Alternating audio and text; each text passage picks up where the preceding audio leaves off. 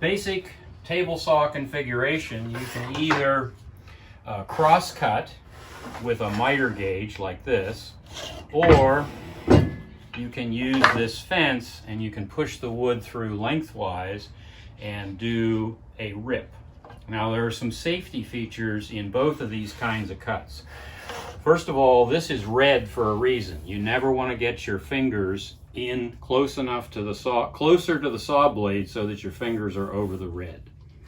It's also very important that you have a cover on the blade so that it protects you from accidentally slipping into the blade or getting something incorrectly into the blade. This is a riving knife, and it sits directly behind the blade, and it, as you rip through with your wood, it separates the two pieces so that it doesn't bind on the blade and kick back. So that's a very important safety feature. These are called anti-kickback pawls. The idea here is, as the wood goes through, these pawls have points on them, and you notice that if the saw blade binds and tries to push the wood back into the operator, these help to stop it. So those are very important safety features. Now, when you're getting close to the blade and you don't want your fingers to be close to the blade, use various kinds of push sticks and hold down pads so that you keep your hands away from the blade. These are very important. So for instance, from a distance, you could be pushing through with this hooked on the back here, pushing through, and then your hand, you'll notice, is nowhere near the blade. Same thing is true of this. It catches right here. This is angled so that it pushes down on the wood as you push it forward. So it keeps the wood flat on the table, and it keeps your hand away from that blade. If you're using an even wider piece of wood,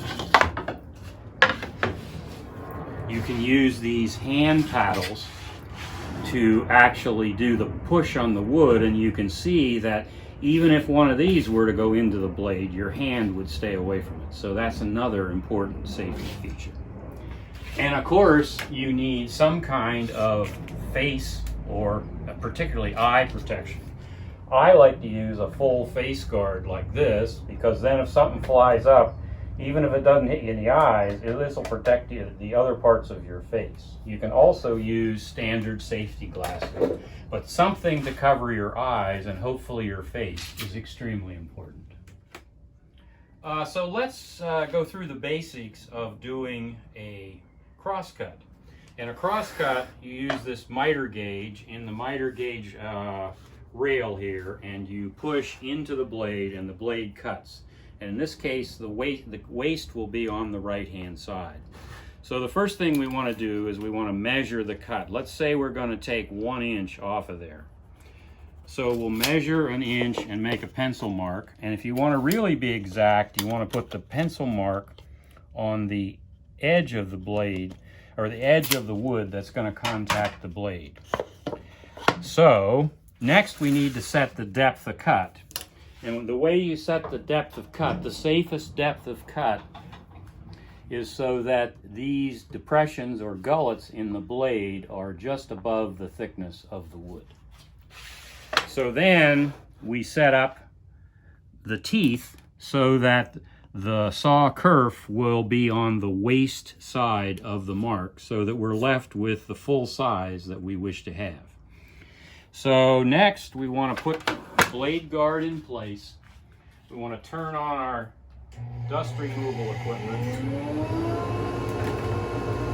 safety equipment, turn the saw on.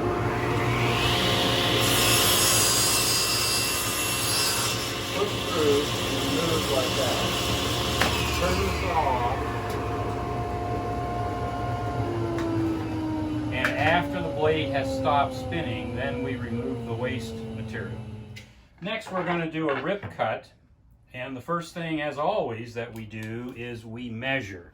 And let's say we want to take 1 inch off of this piece of wood. So on the end, we will measure out 1 inch.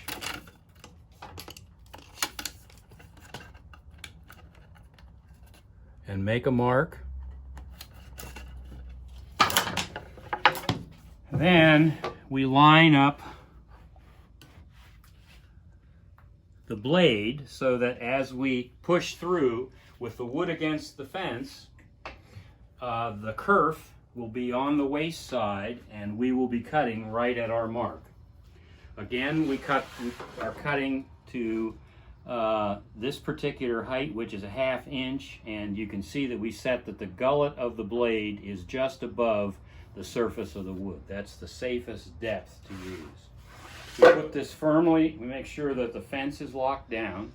We put the wood firmly against the fence, put the guard in place, and for this cut, because we have 5 or 6 inches here, we can use a push block like this to keep my hand up safely away from the blade. So we will turn on the dust removal, put on our safety gear, start the saw, and push the piece through.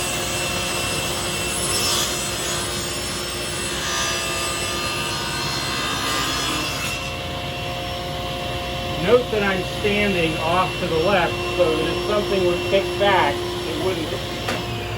So we turn the saw off, turn the dust equipment off,